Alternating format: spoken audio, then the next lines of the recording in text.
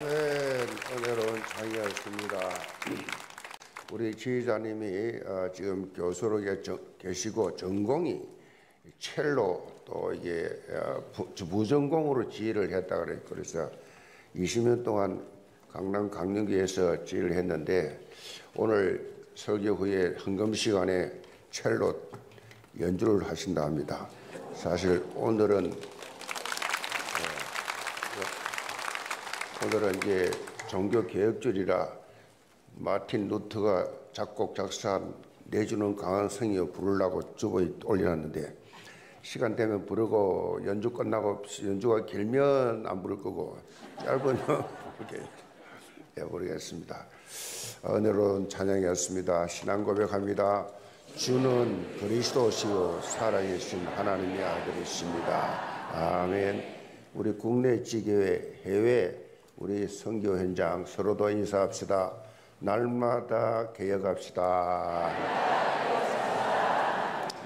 이거저런 말씀 가지고 성경적 개혁 리더십이라는 제목으로 말씀을 드립니다.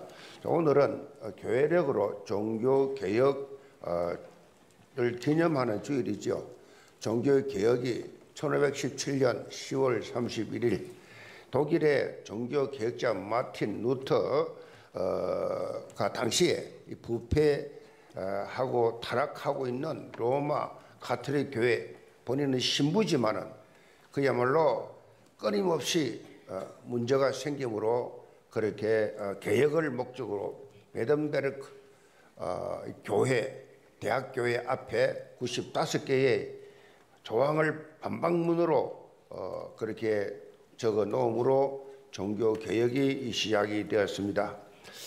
당시 로마 가톨릭 교회는 성 베드로 대성당, 여러분 가보신 분은 아실 거예요. 어마어마합니다. 150년에 걸쳐서 전 성 베드로 성당을 건축하기 위해서 그 건축 비용을 마련하기 위해서 면제부라는 것을 판매를 했습니다. 이 면제부가 뭐냐? 면제부를 돈을 주고 사면 죄를 면제받는다라고 하는 그러한 이 행사였어요. 이때 마틴 루터가 이것이 성경적으로 정면으로 위배이 된다라고 하는 주장을 하면서 공개적으로 신학 토론을 그렇게 제안했습니다. 당시에는 평신도들은 성경이 없었어요.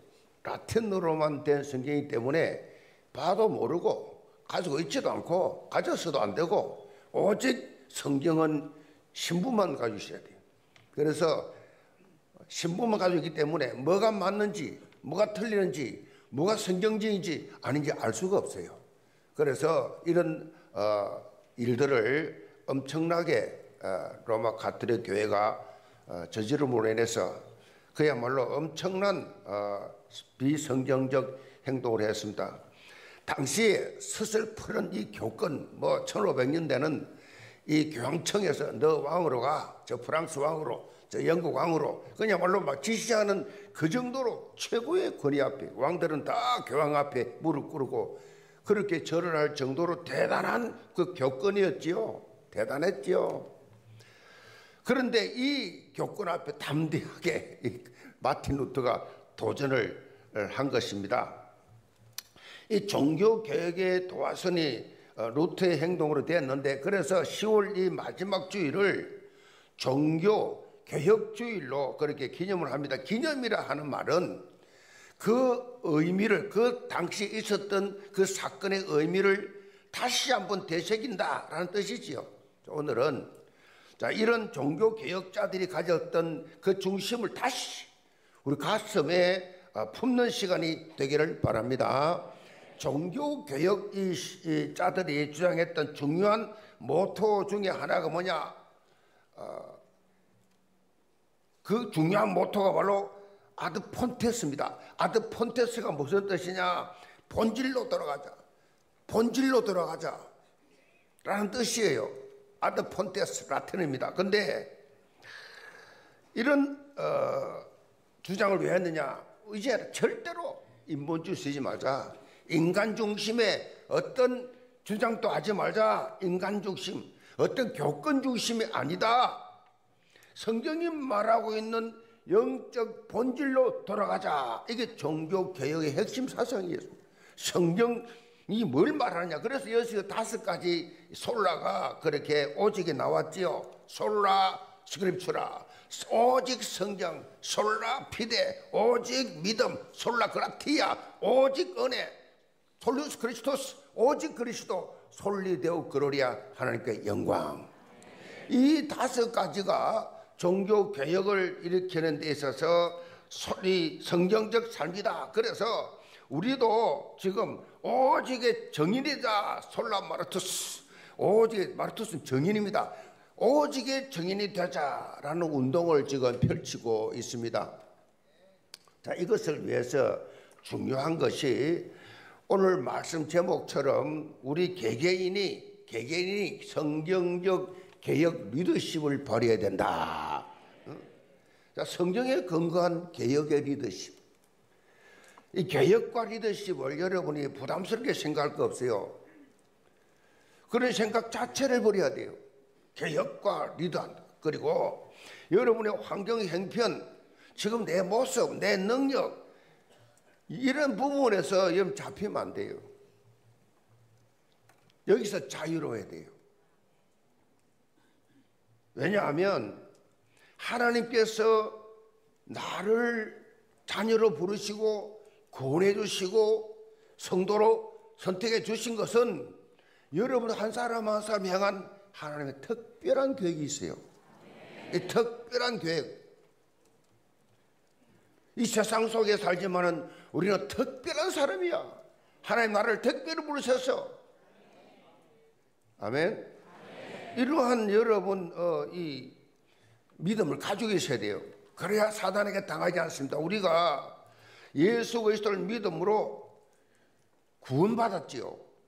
구원이 뭐예요? 영원한 생명. 우리는 죽음이 없어요. 구원받은 하나님의 자녀는 영원한 생명을 얻었어요. 영생을 주노라. 영원한 생명, 영생을 가진 자요. 차원이 달라요, 저 불신자들하고.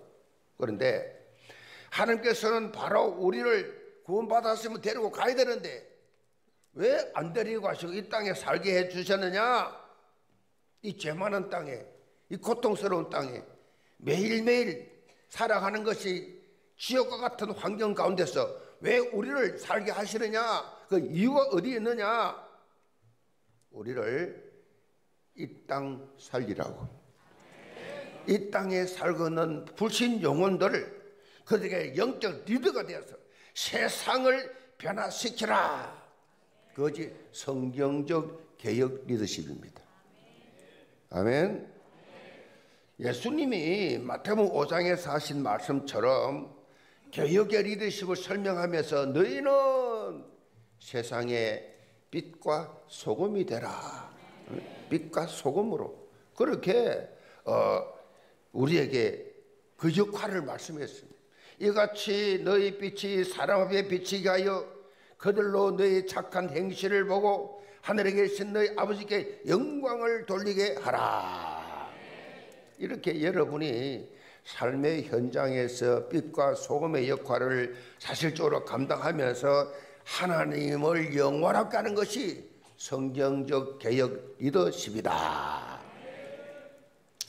오늘로 베드로전서를 마무리하고 이제 이어서 다음 절부터 베드로후서를 강의하겠는데, 베드로전서의 핵심이 뭐냐? 고난, 소망, 영광, 이 세 단어예요. 고난 당하지만은 소망이 있다. 그 위에는 영광이 드러날 것이다. 같이 봅시다. 고난, 소망, 영광. 잊지 마세요.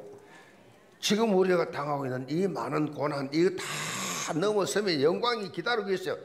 불시험 같은 생명을 담보로 하는 고난, 다가올지라도 산소망 대신 예수 그리스도를 바라보면서 고난에 동참하면 앞으로 영원한 영광의 자리에 나를 오르게 하시겠다. 이게 베드로 전서의 핵심이에요. 주제를 가지고 설교를 드려야지. 주제를 가지고 신앙생활을 해야지. 하루살이 같이 그렇게 목적 없이 살아서는 안 되겠지요. 오늘 본문은 이런 고난의 시기에, 이 고난의 시기에 특별히 영적 리더가, 이 교회 리더가 어떻게 개혁의 리더십을 발휘를 하면서 교회를 든든히 세워갈 수 있는 영적 영향력을 미칠 것인가, 여기에 대해서 말하고 있어요. 종교개혁주의를 맞이해서 영계 모든 성도들 매주 반복되는 예배가 아니라 개혁되길 바랍니다.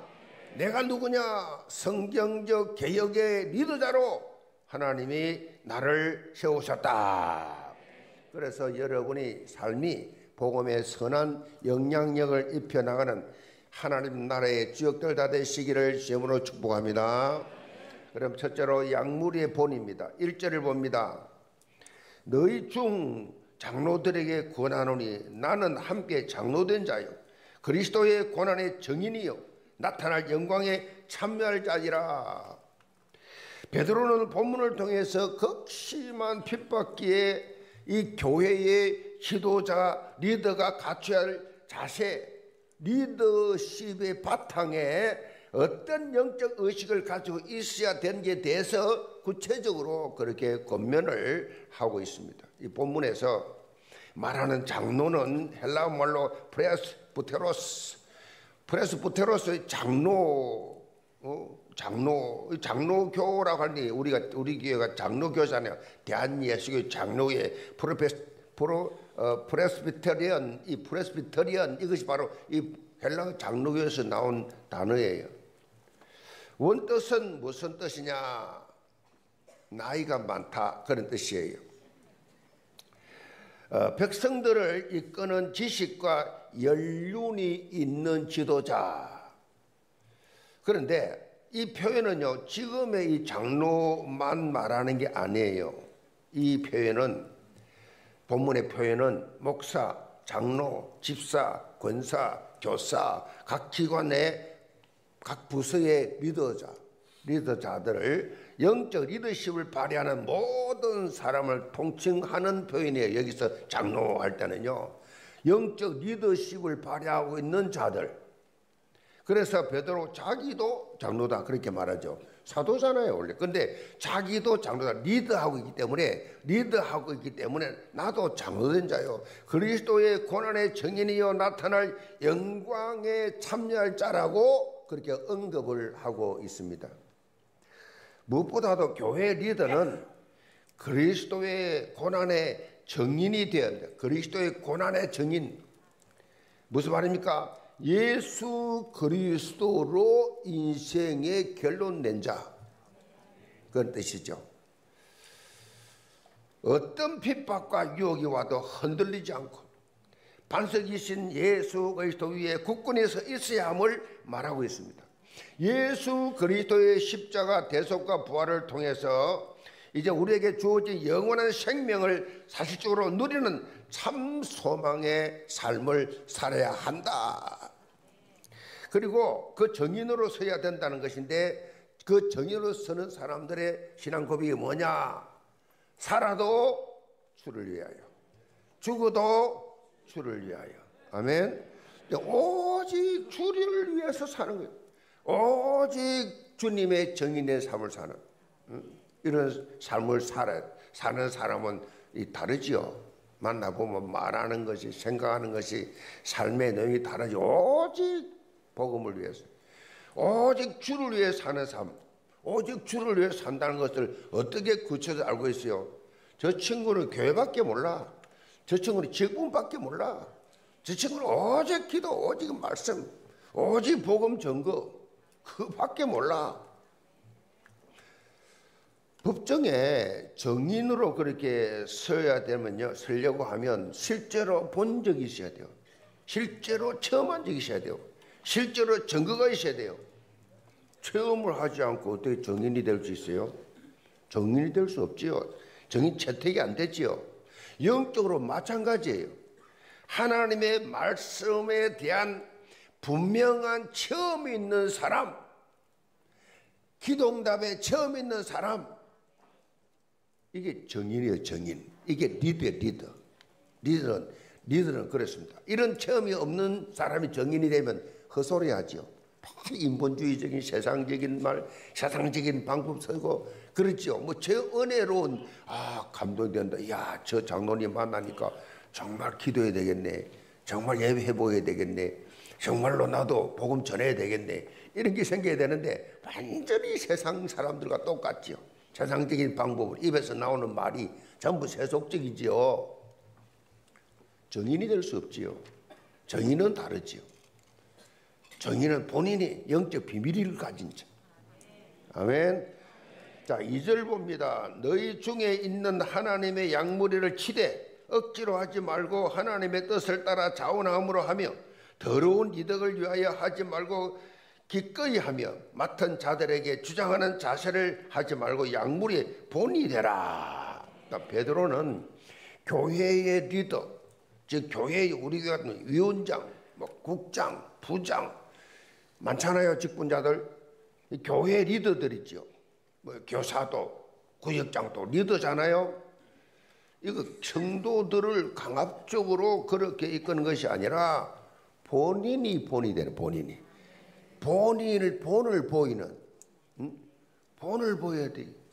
사실 본을 보이는 것만큼 큰 영향력 없지요.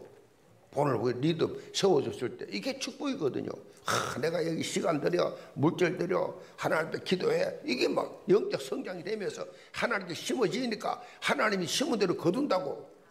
30, 60에 100배, 금세에 100배, 금세에 영생 얻지 못할 자 없느니라. 후대에 이런 한 보장된 말씀이 있잖아요. 어떻게 본을 보이지 않고 자기는 하지도 않고 하라고 말할 수 있어요? 그 설득력 없잖아요. 속으로 비웃잖아요. 아이고 장로님은 하지도 않으면서 맨날 우리 보고 하라네. 부장님은 안 하면서 하라네. 설득이 있겠어요? 뭐 부흥이 일어나겠습니까? 예수님이 공생의 사역하시면서 제자들에게 하신 것이 뭡니까? 본을 보여주셨어요. 3년 동안 예수님이 하나님이신데 기도할 필요가 뭐 있어요? 기도의 본, 섬기는 본, 겸손의 본, 동고동락을 같이 했잖아요. 여러분 저 일주일에 한 번 우리 만나는 게 아니고 같이 늘 살았다니까요. 같이 살면 뭐 한 달만 살면 다 드러나지요. 보통 여행을 해보면 일주일만 해보면 다 알죠. 대강 다 파악이 되죠. 3년을 같이 동고동락을 같이 했어요.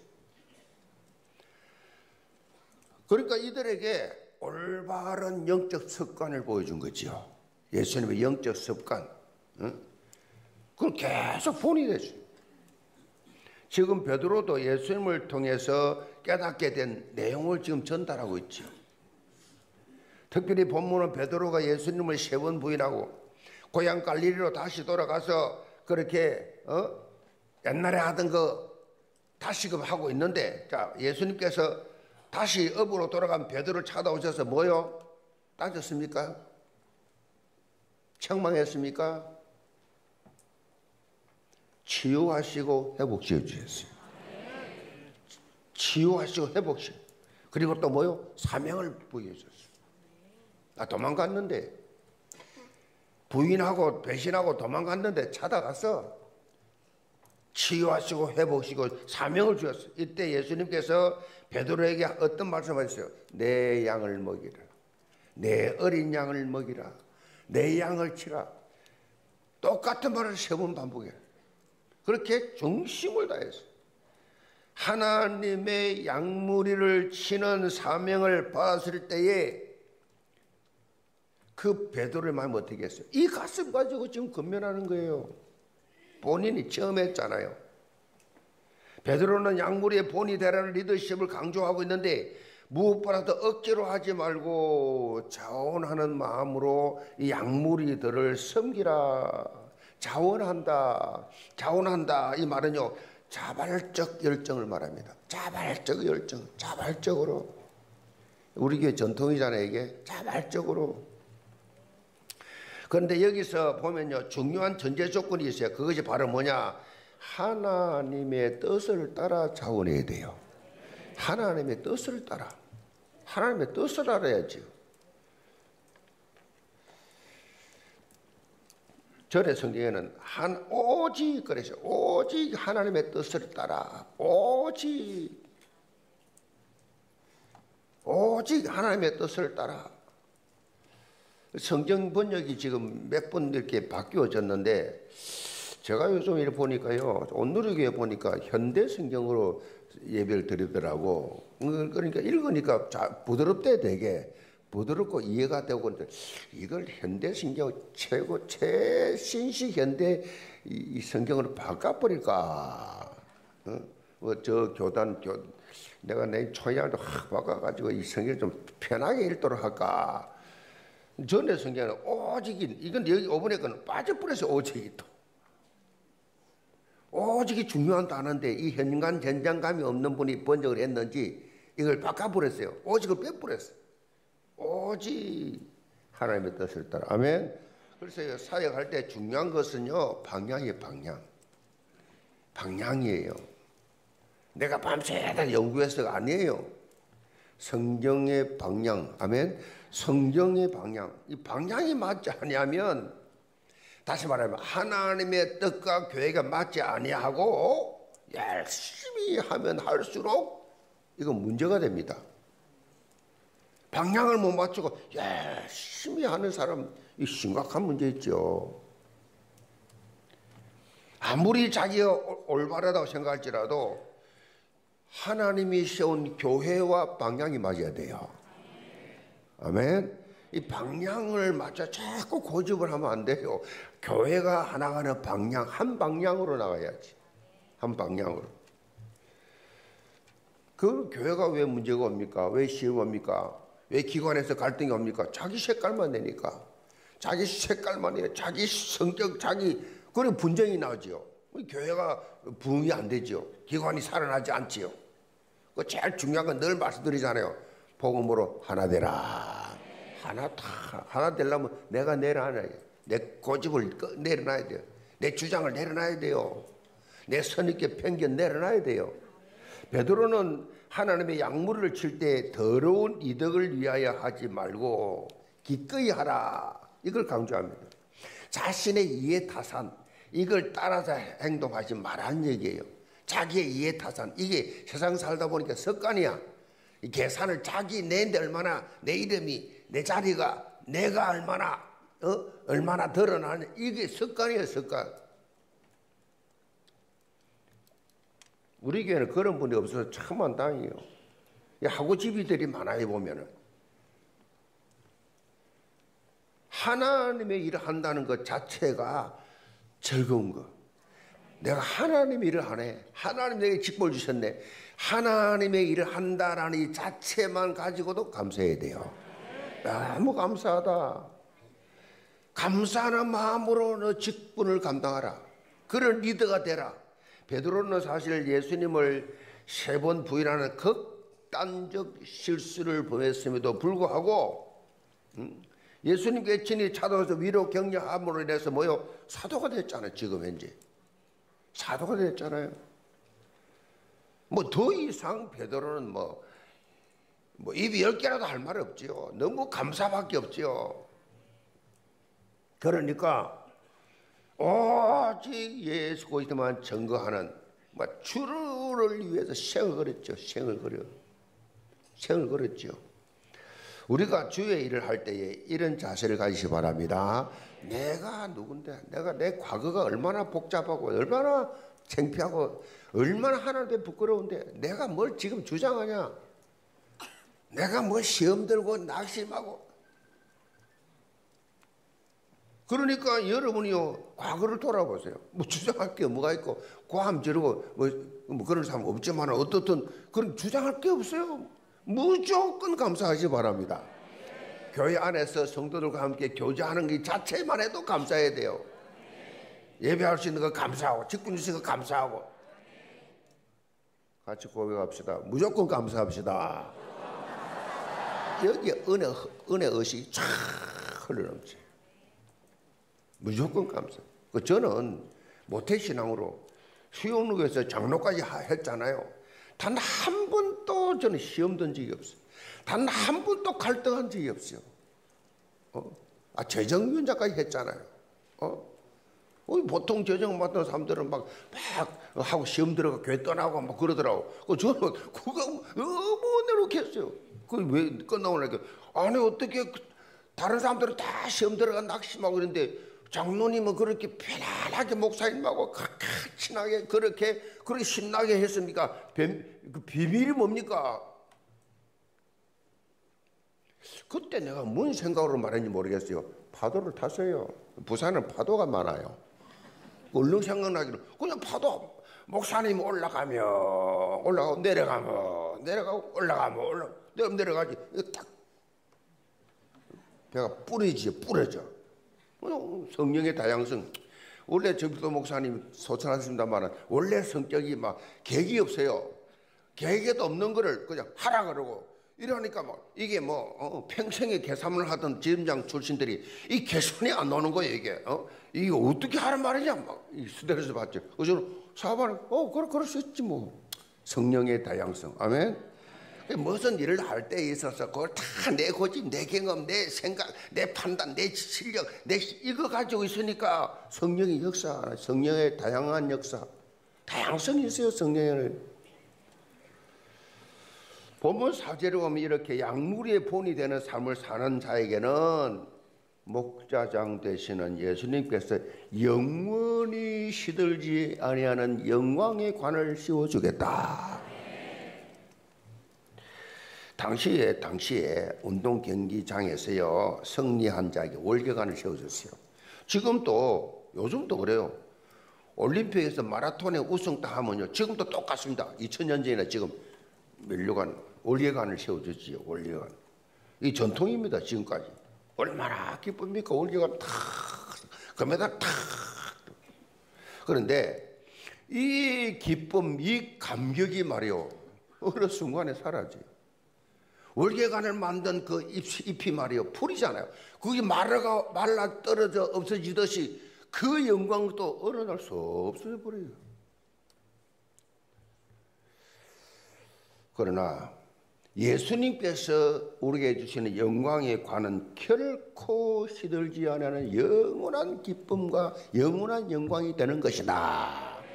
우리가 양물의 본이 되는 이 개혁의 리더십을 발휘할 때 이런 상급 받는다는 거지요.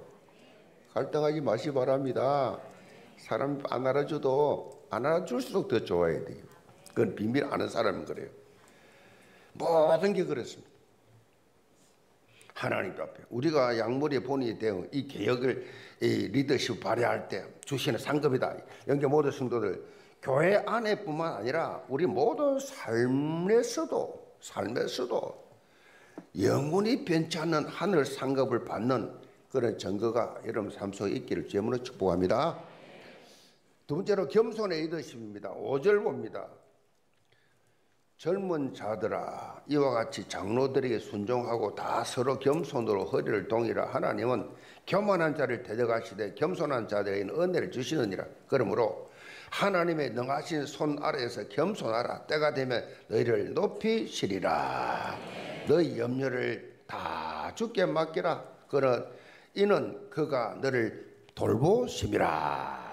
자, 이 말씀은요 젊은이들이 나이와 경륜이 있는 장로들에게 순종하는 것으로 시작하지만 본질적으로는요 나이와 상관없어요. 나이와 상관없이 교회 안에서 영적 질서를 지켜나가야 한다는 뜻이에요. 영적 질서. 아니 위원장이 내보다 나이가 적어. 아니 국장이 내보다 나이가 적어. 나는 여기에 지금 터줏대가 뭐로 10년째 했는데 어느 날 나타나서 낙하산을 탄 건지 비행기를 탔는지 기분 나빠. 자존심 상해. 그렇습니까? 영적 질서를 지키시 바랍니다. 쉽지 않겠지요. 사람이 자존심 하나가 사는데 사단의 마지막 보루가 자존심이에요. 그거 건드리면 못 견딥니다. 거의 다 본색이 다 나와버려요. 하나님이 나를 다루시구나. 그렇게 해석하시 바랍니다.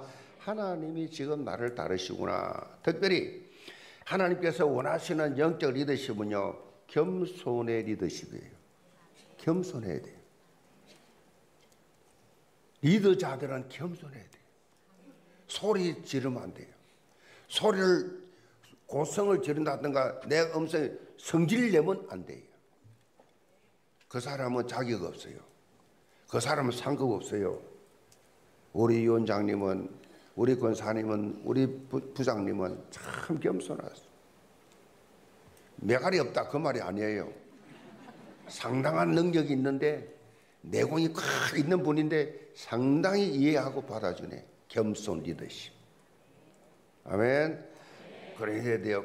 겸손 리더십. 그래서요, 다 서로 겸손으로 허리를 동이라 그랬어요. 겸손으로 허리를 동이라.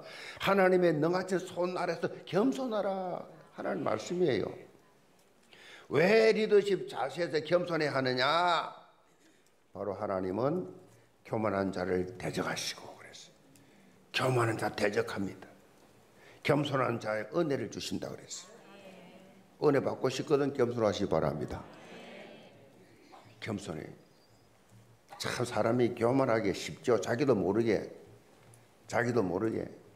저도 이번에 총회 임원회를 하는데 내가 평소 때는 안 갔는데 어쩔 수 없이 이 교단과 합했기 때문에 가서 섬기면서 그렇게 저는 솔직히 이 총회 회관이 우리 바로 옆에 10분 거리에 있습니다. 거기 된 지가 한 15년 넘었는데 한 번도 간 적이 없었어요. 근데 이번에 이제 교단과 합하면서 총회임을 여기서 하니까 가요. 두 번째 갔는데 보면 다 답답하더라고. 이게 무슨 전도, 전국 전도 여전도가 있나, 전국 장로회가 있나, 이거 조직이 하나도 없어.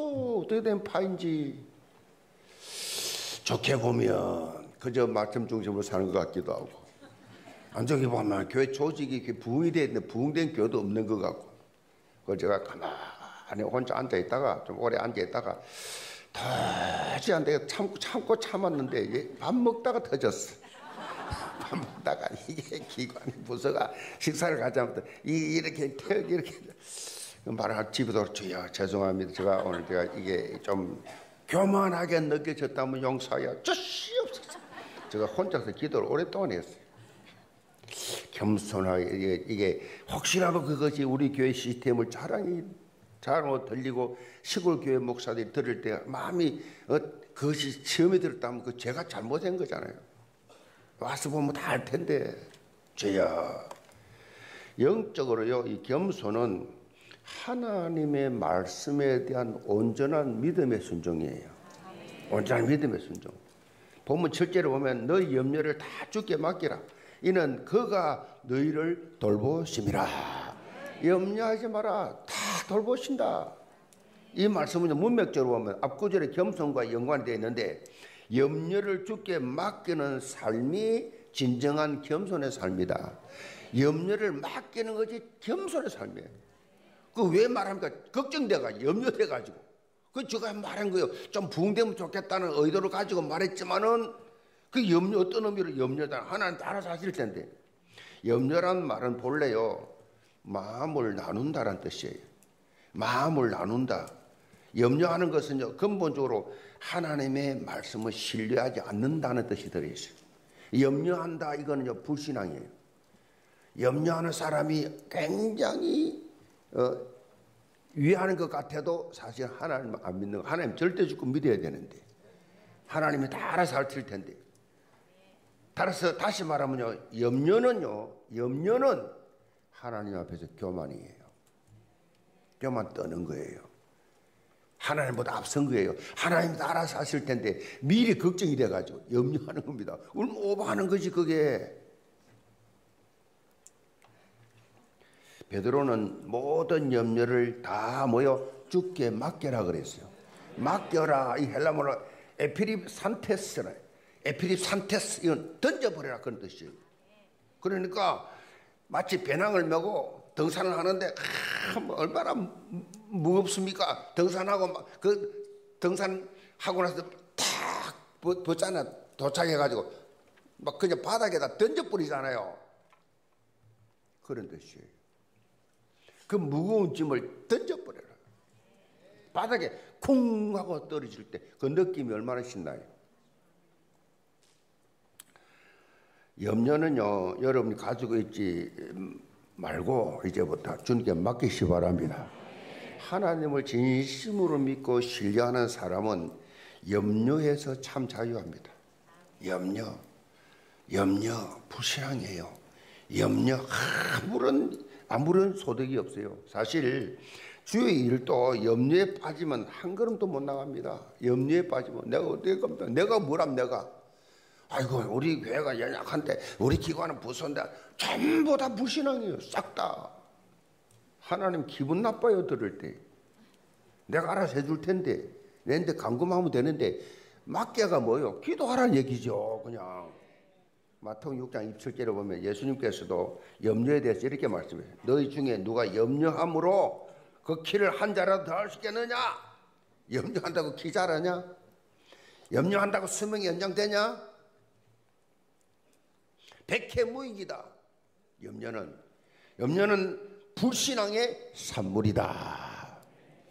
성도 여러분, 성경을 쉽게 이해하도록 번역하는데 탁월한 능력이 있었던 영국의 J.B. 필립스란 목사님, 너희 염려를 다 주께 맡기라, 이거를 이렇게 해석했어요. 당신의 무거운 짐을 모두 주님께 맡기십시오.